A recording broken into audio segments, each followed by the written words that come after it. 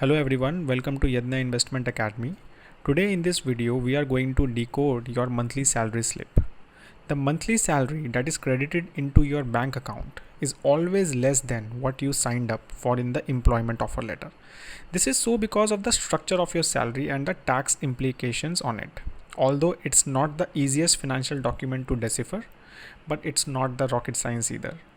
Here is a simple guide to understand the basic elements of your salary slip.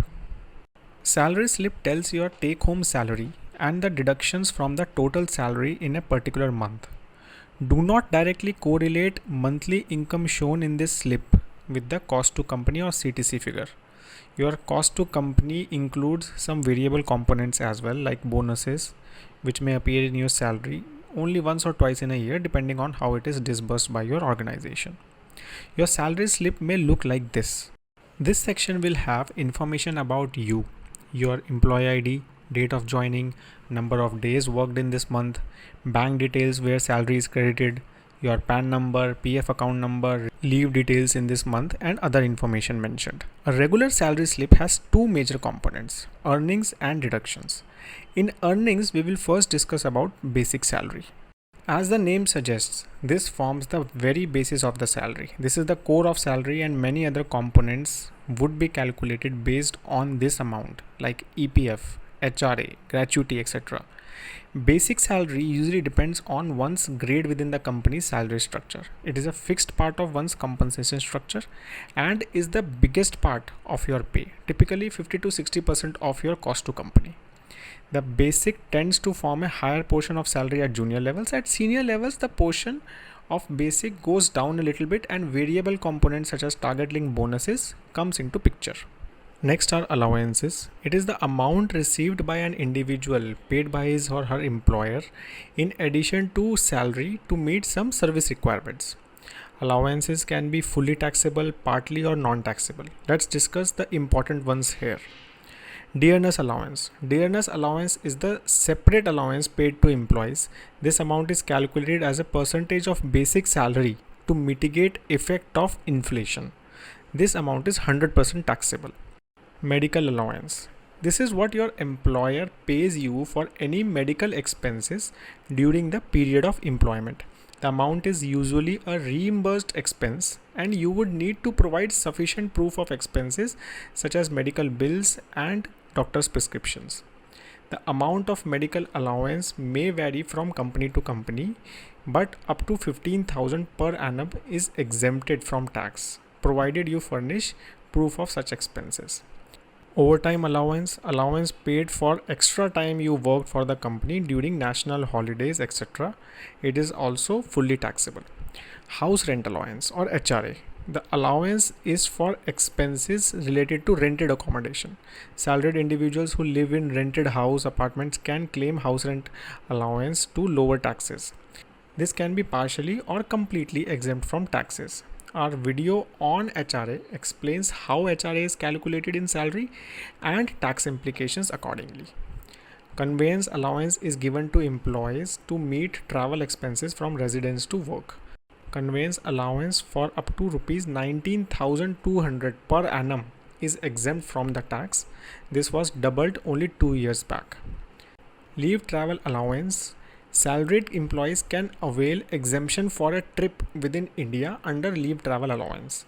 The exemption is only for shortest distance on a trip. This allowance can only be claimed for a trip taken with your spouse, children and parents, but not with your other relatives.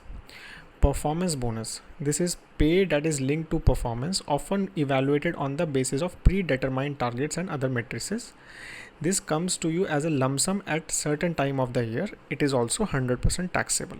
Special allowance. Whatever the balance left to be paid to employee after the above allowances gets paid under this allowance. Special allowance is also 100% taxable. There are many other allowances such as lunch allowance, telephone allowance, etc., which are all fully taxable. Now we will discuss the deduction part of our salary slip. First is employee state insurance, that is ESI. This deduction is applicable for state government employees to pay their contribution to get medical benefits under ESI Act. It is applicable for government employees only with salary less than 21,000 rupees per month. Second is Provident Fund. It is the mandatory deduction of 12% of your basic every month by your employer, who makes a matching contribution. This matching contribution is not mentioned in the salary slip.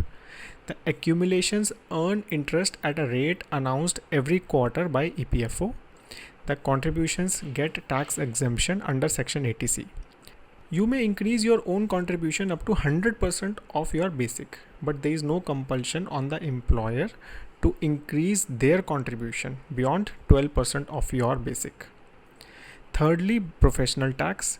It is a state tax applicable in certain states. This tax is in the range of few hundred rupees and depends upon certain minimum threshold.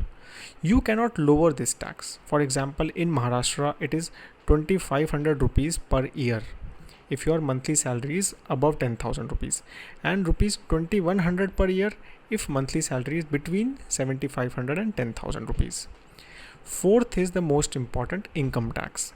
At the start of financial year, your employer asks for a declarations of savings you will do in current year and calculates the tentative tax based on the income tax slab for that financial year accordingly.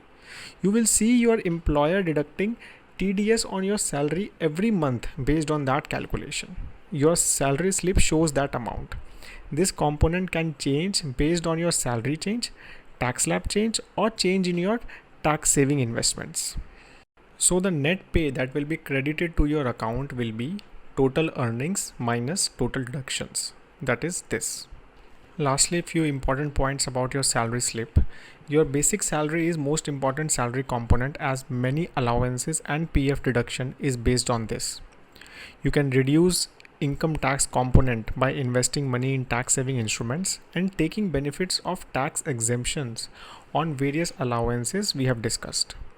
Your take home salary and CTC is not same. CTC is higher than take home, as CTC amount includes multiple other benefits like free food, transport, health insurance, bonus, etc.